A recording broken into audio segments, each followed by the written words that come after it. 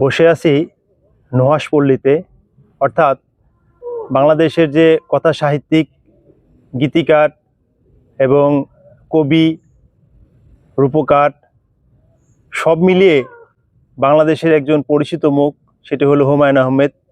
এই গাজীপুর জেলার এই গ্রামটি হচ্ছে মির্জাপুর ইউনিয়নের পিরোজআলী গ্রাম।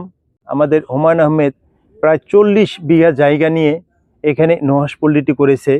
এটি 1987 সালে সে প্রতিষ্ঠা করে এবং আমাদের এই নুহাশপল্লীতে আমি এই ঘুরে মোটামুটি যেটা দেখলাম যে চমৎকার একটি জায়গা, এবং এখানে ঘুরলে মনে যে একটা প্রশান্তি সেটা চলে আসে এবং প্রকৃতির মাঝে খুব চমৎকার একটি জায়গা। আমার এই সাইডে আছে হুমায়ূন আহমেদের কবর, ওই পাশে দেখলাম যে পুকুরের মতো সুন্দর একটা লেক, পাশাপাশি এখানে কবুতর আছে এবং এখানে বিভিন্ন ধরনের বাচ্চাদের খেলার জন্য বিভিন্ন আইটেম আছে।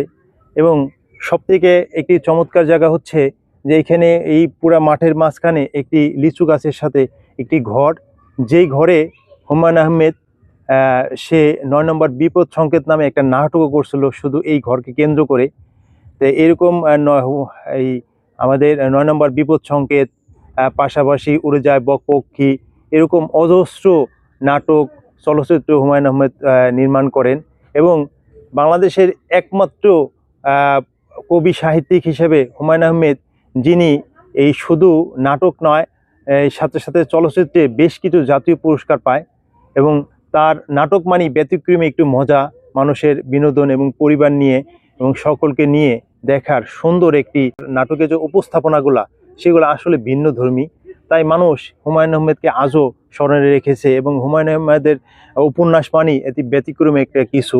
আমরা এখানে দেখলাম যে বড় বড় দাবার কোট, পাশাপাশি এই পিচ দিয়ে যে বিভিন্ন সুন্দর সুন্দর গাছ, বিভিন্ন প্রকৃতির গাছ, এবং এখানে আসলাম যে জায়গাটা আসলে এই জায়গা খুব অজপাড়াগার জায়গা, তো এখানে রাস্তাঘাট তেমন একটা আগে ভালো ছিল না। একমাত্র এই নুহাশপল্লী হওয়ার কারণেই এই জায়গাটা একটু উন্নত হয়, রাস্তা ভালো হয় এবং মানুষের চলাচল এবং বিভিন্ন দোকানপাট অনেক কিছু এখানে অলরেডি বসে গেছে।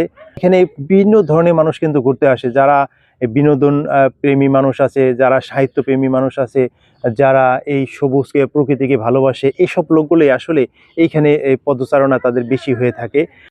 হুমায়ূন আহমেদের নুহাশপল্লীর কথা চিন্তা করেই এখানে প্রতিনিয়ত বিভিন্ন পর্যটক আসে।